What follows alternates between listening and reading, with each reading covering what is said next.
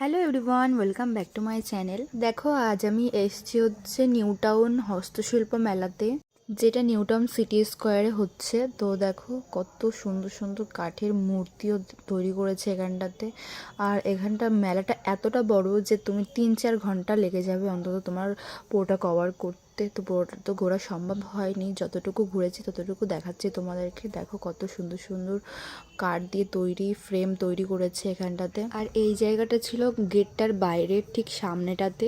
তো এরপরে আমরা মেলার ভিতরে চলে যাই। তো দেখো এখানটাতে কত সুন্দর সুন্দর মিরর ছিল এখানটাতে। আর এখানটাতে দেখো জুয়েলারি ছিল। আর এরপরে আমরা চলে যাই হচ্ছে মেলার ভেতরে। এই যে দেখো, আর এখানে তৈরি ছিল জুটের যেসব হোম ডেকর জিনিস আছে।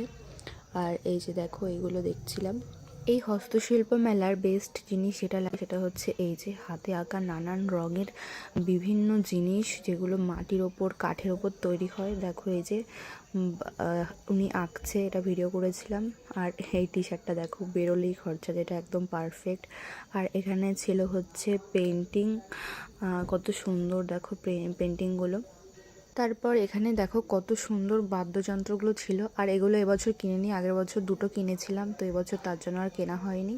তো দেখো এখানে অনেক রকম জিনিস আছে, বাঁশি আছে, একতারা দুতারা প্লাস অনেক কিছুই ছিল। আর এখানে দেখো কত সুন্দর মাটির জিনিস। আর এই জিনিসগুলো সবথেকে সুন্দর ছিল ছোট ছোট হাঁড়ি, তারপর কড়াই, শিলনোড়া এইসব ছিল। তারপরে এখানে বাঁশের যত সমস্ত জিনিস তৈরি, দেখো বসার জিনিস, এই সমস্ত দেখতে কত সুন্দর লাগে এখানে গেলে। আর এখান থেকে আমি একটা সানফ্লাওয়ার কিচেন বানাই, তো উনি আমাকে সামনেই বানিয়ে দেয়।